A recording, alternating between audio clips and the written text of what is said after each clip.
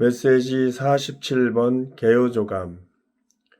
어린 양 하나님께서 성 안에 있는 보호자에 계심. 우리는 지금 그리스도를 체험하고 누리고 표현함에 대하여 추구하고 있는데, 이번 메시지는 어린 양 하나님이신 그리스도를 체험하고 누리고 표현하는 것에 대하여 말씀하고 있습니다. 메시지 제목에서 말하듯이 이 어린 양 하나님은 새 예루살렘 성 안에서 가장 높은 곳 보호자에 계시다는 것을 요한계시록과 에스겔서의 말씀을 통해 볼 수 있습니다. 로마서 1번에서는 어린 양 하나님께서 성 안에 있는 보호자에 계시다고 말합니다. 여기서 하나님과 어린 양의 보호자라는 말은 하나님과 어린 양을 위하여 각각의 보호자 두 개가 있는 것이 아니라 하나의 보호자가 있으며 하나님과 어린 양께서 한 분이시고 어린 양 하나님이시고 구속하시는 하나님이시고 하나님 구속자이심을 의미합니다. 그분의 보호자에서는 우리에게 공급을 주시고 우리를 만족해 하시는 생명수의 강이 흘러나옵니다. 보호자는 위엄이 있고 권위가 있음을 암시합니다. 즉, 그 영이신 삼일 하나님께서 그분의 머리의 권위 아래서 그분께 구속받은 사람들 안으로 그분 자신을 분배하고 계십니다. 로마서 2번에서는 이 보호자가 우리의 그리스도인 생활의 중심이 되어야 함을 말합니다. 즉, 우리의 일상생활, 가정생활, 결혼생활, 직장생활, 교회생활 등에서 우리 생활의 중심, 초점은 반드시 하나님의 보호자여야 합니다. 즉, 모든 것이 그분의 머리의 권위에 반드시 복종해야 합니다. 그렇게 하기 위해서는 하나님 어린 양의 보호자가 우리의 모든 생활의 중심이어야 한다는 것을 잊어버리지 않도록 의식적으로 자주 되새길 필요가 있을 것이며, B번에 기록된 기도의 예시를 응용하여 매일 아침 일어난 후에 주님께 기도 드림으로써 도움을 입을 수 있을 것입니다. 오 주 예수님, 새로운 하루를 주셔서 감사드립니다. 오늘 온종일 주님의 머리의 권위에 복종합니다. 저의 오늘 생활의 중심에 주님의 보호자를 세워주심으로 저의 하루 전체와 일상의 모든 일이 주님의 보호자 아래에 있게 해 주십시오. 이렇게 각자의 방식으로 삼일 하나님께 기도를 드린다면 그 순간부터 우리 안에서 생명수가 흐를 것입니다. 이러한 기도의 말씀을 저는 처음에는 별로 대수롭지 않게 생각했었지만 다시 한번 읽으면서 이렇게 짧은 기도를 통해서 제가 청년 시절에 7년 동안 담배 피우던 것을 어느 날 갑자기 끊게 된 체험이 생각이 나서 간략하게 간증하고자 합니다. 저는 89년 5월에 교회 생활이 회복되어 침례를 받기 약 6개월 전에 담배 피우는 것을 끊은 체험이 있는데 몇 번 금연을 시도하였으나 성공하지 못하다가 어느 날 아침 저녁으로 기도를 해보자는 생각이 들었었습니다.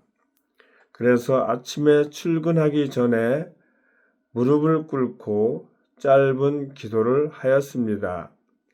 주님, 오늘 하루 제가 담배를 피우지 않게 해 주십시오. 담배 피우고 싶은 생각조차 나지 않게 해 주십시오.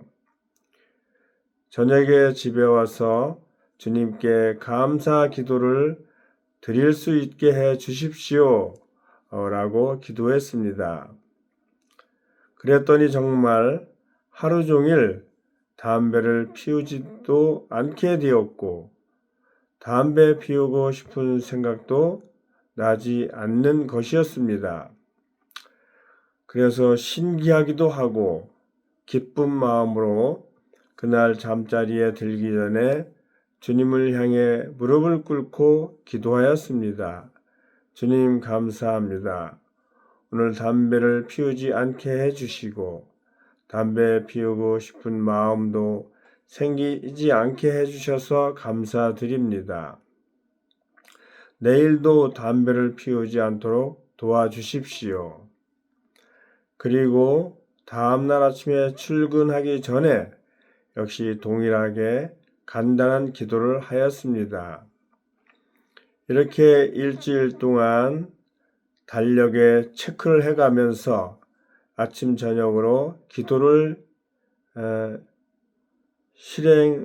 실행하자 안에서부터 자신감이 생기고 또 한 달간 그렇게 금연에 성공하였으며 그 후에는 매일 기도하지 않고 일주일 단위로 기도하면서 또 한 달 동안 금연에 성공하였습니다. 그래서 그 후에는 한 달에 한 번 기도하여 역시 꾸준히 성공하게 되었는데 그렇게 처음 기도한 지 3, 4개월 지난 후부터는 기도를 하지 않아도 금연을 유지할 수 있게 되었습니다. 주님께 감사합니다. 아멘. 이제는 이러한 오래전 체험을 토대로 다시금 기도로서 매일의 생활의 중심에 주님의 보호자를 세울 수 있도록 기도하고자 합니다. 그리고 얼마간의 시간이 흐른 후에 이번에도 기도로서 성공한 체험을 간증할 수 있기를 원합니다. 아멘. 로마서 3번에서는 에스겔서 1장에서 계시하는 것이 무엇인지를 말해주는데 그것은 우리의 영적인 체험에서 가장 높은 지점은 맑은 하늘과 그 위에 있는 보호자를 갖는 것입니다. 영적인 맑은 하늘과 그 위에 있는 보호자를 갖는 것. 아멘. 그리고 이렇게 되기 위하여 우리는 모든 것에서 하나님께 으뜸의 지위를 드리며 하나님의 권위와 행정에 완전히 복종하는 것이 필요함을 말하고 있습니다. 먼저 우리가 보아야 하는 것은 에스겔서 1장 22절에서 내 생물들의 머리 위에 있는 영적인 하늘은 수정처럼 맑으며 이 하늘은 확대되고 있는데 수정처럼 안정적이고 변하지 않는다는 것입니다. 아멘. 이것은 우리와 하나님 사이에 가로막힌 것이 없으며 또 우리 지체들 서로 간의 사이에도 가로막힌 것이 없다는 것을 의미하고 우리와 주님 사이에 그리고 우리 지체들 서로 간에 철저하고도 투명한 교통을 가져야 함을 말합니다. 그리고 그렇게 하기 위해서는 우리와 하나님 사이에, 그리고 우리와 지체들 사이에 거리낌 없는 순수한 양심을 유지하는 것이 요구됩니다. 아멘. 그리고 보좌는 그리스도의 다스리는 임재를 말합니다. 우리는 주님의 임재가 언제나 그분의 보좌와 함께 있음을 보아야 합니다.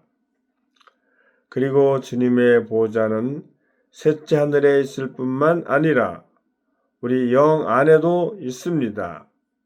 오늘 우리의 영은 하나님의 처소가 있는 곳이기 때문에 우리의 영이 하늘의 문, 베델입니다.